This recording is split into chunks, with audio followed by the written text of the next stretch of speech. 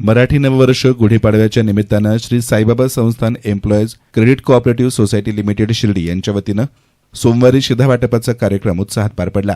कार्यक्रमाची सुरुवात सोसायटीचे चेअरमन विठ्ठल पवार यांच्या प्रास्ताविकानं झाली।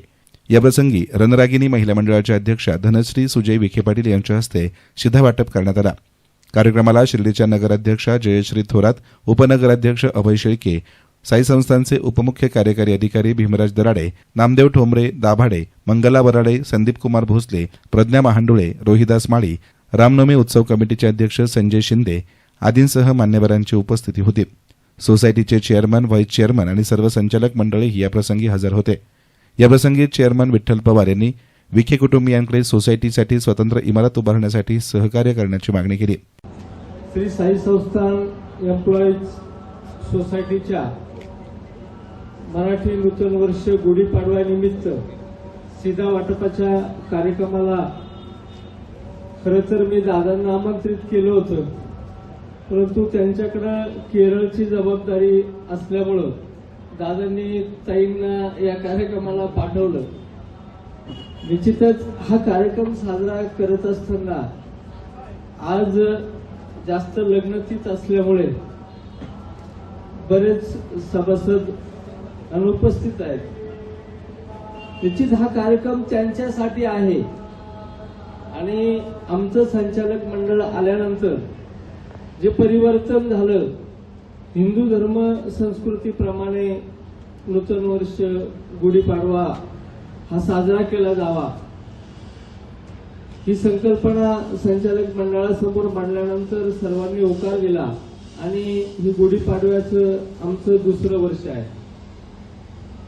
निश्चितच ही संस्था चालवत असताना अनंत अडचणी येत आहेत। दादांचंही आमच्याकडे फार लक्ष आहे आणि म्हणून हा गाडा कसा तरी चालू आहे। परिवर्तन झाल्यानंतर तरी एक नवख्या माणसाच्या हातात सत्ता आली आणि ही सत्ता आल्यानंतर अनेक प्रस्थापितांनी त्रास द्यायला सुरुवात केली आणि तो त्रास इतका दिला गेला की प्रत्येक कामात व्यत्यय। परंतु दादांची आम्हाला असलेली खंबीर साथ, साईबाबा संस्थानच्या तदर्थ समितीची साथ आणि निश्चित संस्थानचं प्रशासन, शिर्डीतील अनेक जे शिर्डीच्या राजकीय घडामोडीमध्ये ज्यांचा सिंहाचा वाटा आहे असे अभय भैया, अनेक नगरसेवक, नवनिर्वाचित नगरसेवक, संजू अप्पा शिंदे, नगराध्यक्ष मॅडम, या सर्वांच्या सहकार्यामुळे ही संस्था आम्ही चालवित आहे। निश्चित संस्थेचा नफा वाढला। तुम्ही मागील जर संस्थेचे आलेख, जर आपण 30 ताळेबंदाचे आलेख जर बघितले तर ही संस्था कधीच 3 कोटीच्या पुढे गेली नव्हती।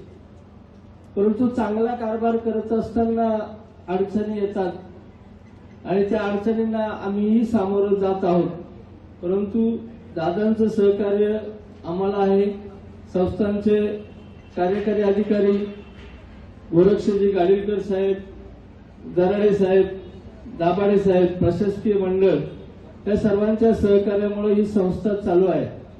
24 तासाच्या आत आम्ही कर्ज सभासदांना उपलब्ध करून देतो।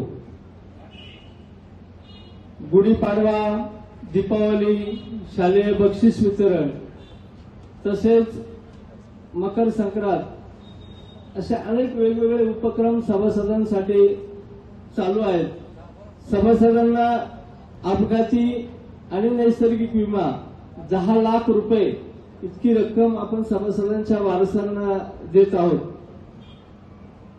हे सगळं करत असताना संस्थेचं कार्यालय नाही। आपण या ठिकाणी जे थांबलेलो आहे ही साई उद्यान इमारत साई संस्थानची आहे। तुम्हाला कार्यालयातही नेता आलं नाही कारण तिथं गुढीपाडव्याचा शिधा ठेवलेला आहे आणि मी दादांना वेळोवेळी विनंती केली की आम्हाला संस्थेसाठी कार्यालय घ्यायचं आहे। 96 ला सुरुवात झाली होती, ती इमारत वादाच्या भोवऱ्यात सापडली। 96 ते 2026 एवढा मोठा कालावधी होऊनही अनेक संचालक मंडळ आले आणि गेले, परंतु या संस्थेचं ही स्वभांडवली झालेली संस्था आहे आम्ही कुठल्याही नॅशनलाइज किंवा जिल्हा बँकेतून कर्ज घेत नाही. आमची संस्था स्वभांडवली आहे, परंतु कार्यालय नाही ही खंत मला आहे आणि माझ्या संचालक मंडळाला पण आहे. आपण जिल्ह्यात महिलांसाठी एक वेगवेगळे उपक्रम राबवत असतात. रणरागिणी महिला मंडळाच्या माध्यमातून आपलं काम चालू आहे. निश्चित या संस्थेत आज आपण आलात, आपलं स्वागत आहे आणि भविष्यातही आपली ही दादांप्रमाणेच आम्हाला साथ मिळेल अशी बाबांचरणी प्रार्थना करतो आणि थांबतो. रामकृष्ण. कार्यक्रमादरम्यान धनश्री विखे पाटलांनी आपल्या मनोगतात सांगितलं की ही सोसायटी विविध सामाजिक उपक्रम राबवत असून गुढीपाडव्याच्या निमित्तानं आयोजित शिधावाटपाचा हा उपक्रम स्तुत्य आहे. तसेच अपघाती विमा योजना आणि सभासदांच्या मुलांच्या विवाहासाठी 11,000 रुपयांची आर्थिक मदत देण्यासारखे उपक्रमही अत्यंत उपयुक्त असल्याचं त्यांनी नमूद केलं. सर्वप्रथम नूतन वर्षाचं आता 19 तारखेलाच आहे, तर तुम्हाला सगळ्यांना शुभेच्छा देते. आणि खरं तर दादाच येणार होते या कार्यक्रमासाठी आणि दादांचा खरं तिथे जीव पण लागत नाहीये, पण इलेक्शन असल्यावर तुम्हाला माहिती आहे की किती मनाच्या जवळचा विषय इलेक्शन म्हणजे त्यांच्या, त्याच्यामुळं तिथेही त्यांना दिलेली जबाबदारी पूर्णपणे पार पाडायची आहे आणि आपली सत्ता तिथे कशी येईल याचा प्रयत्न ते करत आहेत. आणि मला खात्री आहे की ज्या पद्धतीची टीम तिथे त्यांनी सगळ्यांनी उभी केलेली आहे केरळच्या निवडणुकीसाठी, तर नक्कीच बीजेपीची सत्ता तिथे लवकरच आपल्याला बघायला मिळेल. आणि आजच्या या कार्यक्रमासाठी या सोसायटीनी जे वेगवेगळे उपक्रम त्यांचे जे चालू असतात, आजचा जो शिधा वाटप आहे, त्याच्यानंतर अपघाती विमा आहे, त्याच्यानंतर लग्नासाठी मुलामुलांच्या लग्नासाठी 11,000 देतात, जर मृत्यू कोणाचा झाला तर त्यांच्या परिवाराला 11,000 देतात. अशा बरेच ठिकाणहून ते त्या सभासदांना म्हणा किंवा शिर्डीकरांना म्हणा ते मदत करायचा प्रयत्न करत आहेत.